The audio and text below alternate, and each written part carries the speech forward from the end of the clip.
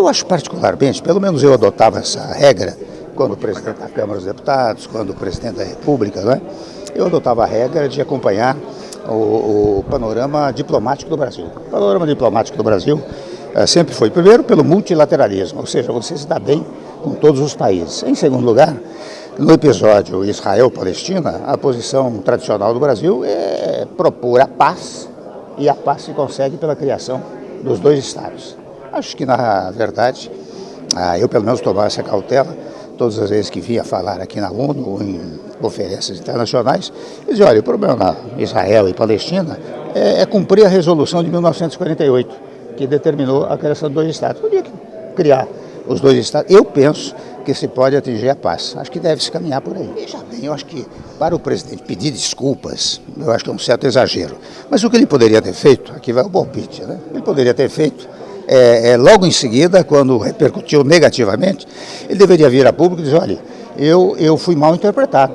E talvez mal interpretado eu tenha me expressado mal. Porque, na verdade, quando mencionei a questão dos judeus, foi para recordar aquele episódio tristíssimo pelo qual passou o mundo, que foi o Holocausto. Jamais eu falaria em favor do Holocausto. Isso, mas logo no dia seguinte, porque você paralisa toda e qualquer reação, né? Mas eu vi que houve um embate, penso eu, desnecessário entre Israel e o Brasil, né? Acho que deve ser evitado.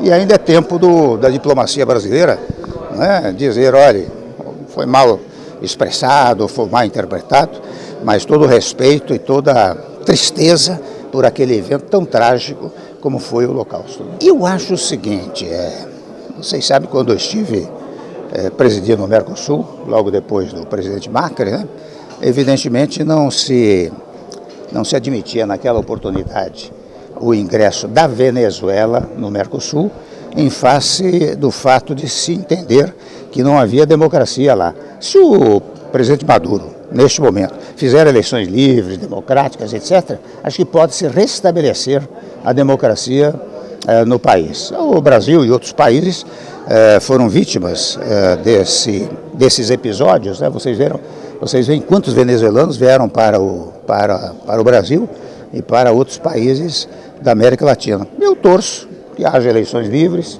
democráticas, com a participação de todos, e que eles possam tomar um caminho, digamos, mais democrático na Venezuela. E eu me recordo muito, eu era jovem, né, quando o Juscelino foi apoiado pelos comunistas, pelo Partido Comunista, e as pessoas vieram questioná-lo. Ele disse, olha, eu não escolho quem me apoia e não posso recusar votos. Eu acho que o Ricardo Nunes não pode recusar votos. Quanto mais ele puder somar as várias correntes para se opor às outras candidaturas, acho útil para ele. Eu não vejo nenhuma objeção, nenhuma crítica. Aliás, ao contrário, deve incentivar o aumento dos votos. E é o que ele está fazendo. Não é? Mesmo que haja um agravamento da condição política do ex-presidente Bolsonaro? Sim, porque ele está atrás dos bolsonaristas, do voto do Bolsonaro, ou do eventual voto do PT. Por isso que eu invoquei esse episódio do presidente Juscelino Kubitschek, né? Perfeito. Quanto mais votos, melhor. Legal, obrigado. Presidente, como é que o senhor vê essa questão que está correndo no Congresso Nacional em relação ao fim da reeleição, ao mandato maior dos membros do Poder Executivo? Eu sou favorável, né? Sou favorável porque a reeleição não deu maus resultados. Você sabe que nós não podemos, nós temos mania de falar mal de todos os governos que passaram, né? Cada presidente que chega, ele tenta destruir tudo que os outros presidentes fizeram. É um mau hábito no Brasil. Eu acho que, mesmo com a reeleição, o Brasil progrediu.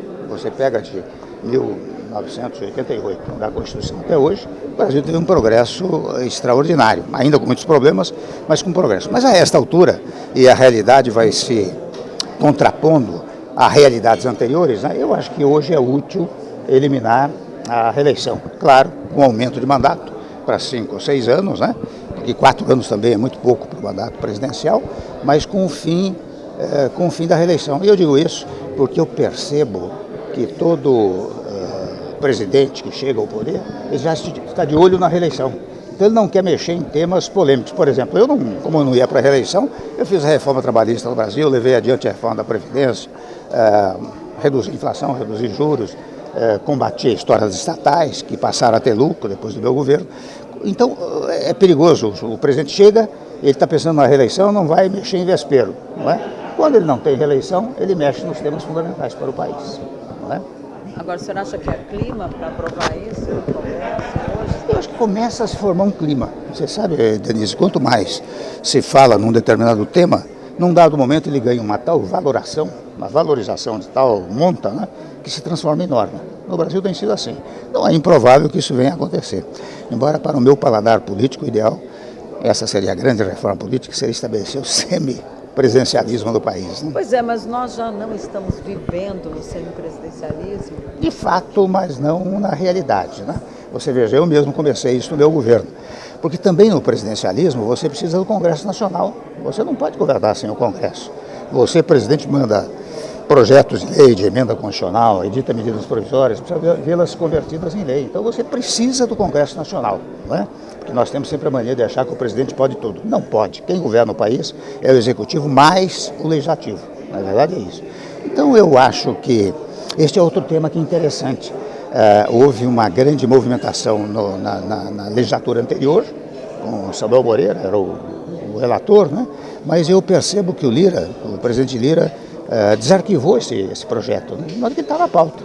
Pode ser que aconteça. Você acha que o fato do PT ter perdido comissões importantes na Câmara essa semana pode sinalizar um ano ainda mais difícil para aprovar projetos também em outras áreas, como na economia?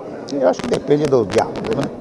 Se o presidente da República tiver um bom diálogo, é claro, você pode ter um articulador político, tudo isso, mas a minha experiência revela que quem faz a grande articulação política é o presidente da República. Se ele fizer uma boa articulação política, boa conversa, mostrar que é importante para o país, eu acho que isso não prejudica. Ter tantas comissões ou menor número de comissões não altera, a meu modo de ver, o quadro. Mas não lhe parece que o presidente Lula está apostando muito num governo de declarações fortes, polêmicas, que atendem talvez a uma franja do eleitorado dele, do apoio dele, e deixando de lado essa articulação, que é uma crítica que se faz no Congresso hoje, né? Eu confesso que não acho útil.